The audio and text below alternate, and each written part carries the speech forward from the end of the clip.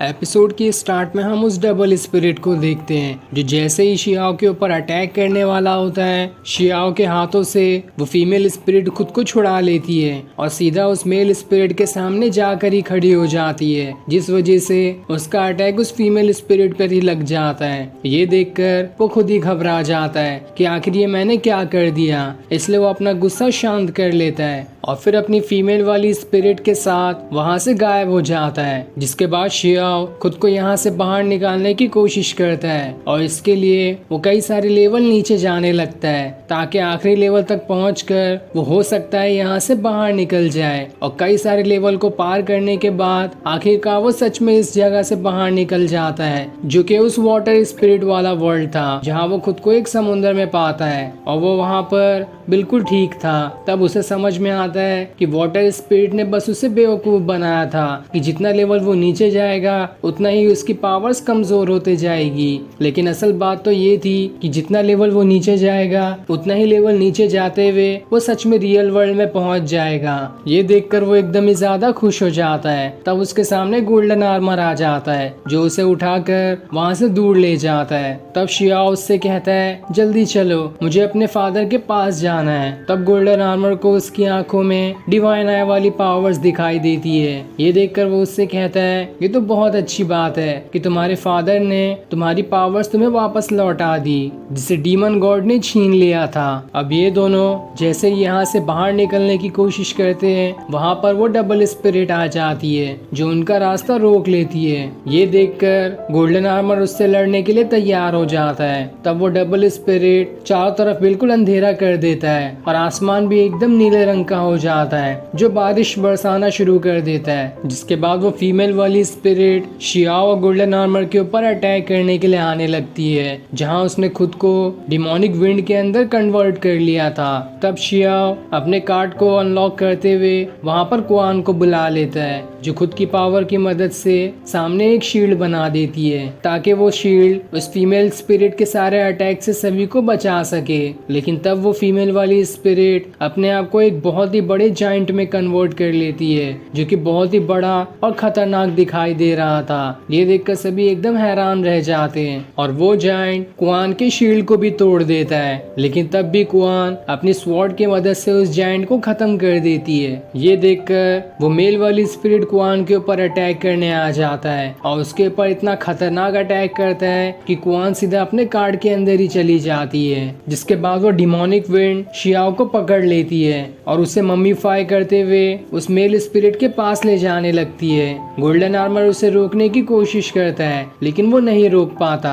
तब वो female spirit जैसे ही शियाओ की आंखों में देखती है उसे अजीब सा महसूस होने लगता है और वो उसकी पावर्स को महसूस करने के बाद उस मेल स्पिरिट के कान में आकर कुछ कहती है, जिसे सुनते ही वो मेल स्पिरिट के हाव भाव बिल्कुल बदल ही जाते हैं और वो शियाओ को लेकर वहाँ से चला जाता है। इसलिए गोल्डन आर्मर भी उसके पीछे जाता है और फिर एक जगह आकर उस मेल वाली स्पिरिट से लड़ना शुरू कर देता है और अपनी पूरी पावर्स का इस्तेमाल करते हुए एक खतरनाक अटैक सीधा उस मेल स्पिरिट पे करने वाला होता है। जिस अटैक को करने के लिए गोल्डन आर्मर की काफी ज्यादा पावर्स भी बर्बाद हो सकती है, यहाँ तक कि वो मर भी सकता है। लेकिन तब वो मेल स्पिरिट उससे कहता है तुम्हें इतनी परेशान होने की जरूरत नहीं है, मैं कौन सा शियाओ को मारने वाला हूँ, मैं तो बस उसे पावरफुल बनाना चाहता हूँ। अगर तुम शियाओ को वापस पाना चाहते हो तो मेरे साथ आ जाओ। जिसके बाद वो वहाँ से चला जाता है। तब जैसे ही गोल्डन आर्मर उसका पीछा करता है उसे शियाओ एक जगह पर दिखाई देता है, इसलिए वो उसके पास जाता है और उन दोनों को सामने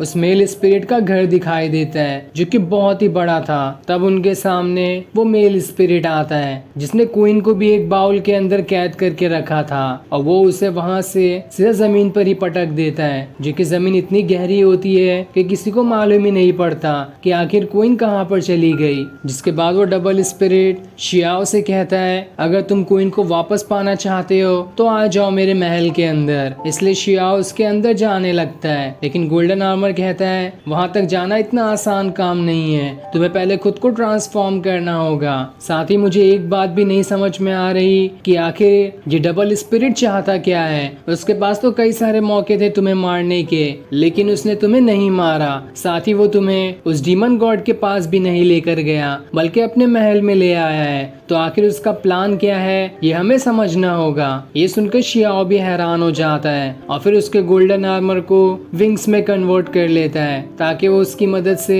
उड़ते हुए उस डबल स्पिरिट के महल में जा सके। अब शियाओ जैसे ही उड़ते हुए उसके महल के करीब आता है वहाँ पर बहुत तेज हवाएं चल रही थी जो उसे महल के अंदर ही नहीं जाने दे रही होती है, लेकिन तब भी वो काफी कोशिशों के बाद आखिरकार महल के अंदर आने में कामयाबी हो जाता है। तब उसके सामने वो डबल स्पिरिट आता है जो उससे कहता है तुम तो सच में बहुत बहादुर हो जो क्वीन को बचाने के लिए यहाँ तक के आ गए। इस पर शियाओ कहता है आखिर क्यों ना मैं यहाँ पर आऊँ, वो मेरी पार्टनर है। तभी डबल स्पिरिट उसे क्वीन को दिखाता है जिसे एक खरोच तक नहीं आई थी और ये तो सिर्फ एक मजाक था शियाओ को महल के अंदर लाने का। ये देखकर शियाओ खुद भी हैरान रहता है। तब वो डबल स्पिरिट शियाओ को अपने असली काम के बारे में बताता है। वो उससे कहता है मुझे दिखाओ कि तुम्हारे पास एवोल्यूशन पावर्स है या नहीं, मुझे उसकी जरूरत है। ये सुनकर शियाओ को उन स्नेक्स के बड़े भाई की बात याद आने लगती है जहाँ उसने उससे कहा था कि तुम्हारे अंदर एवोल्यूशन वाली पावर्स है जो तुम्हारे स्वॉर्ड को छूते ही एक्टिवेट हो जाती है। लेकिन तब शियाओ उस डबल स्पिरिट से कहता है ऐसा कुछ नहीं है,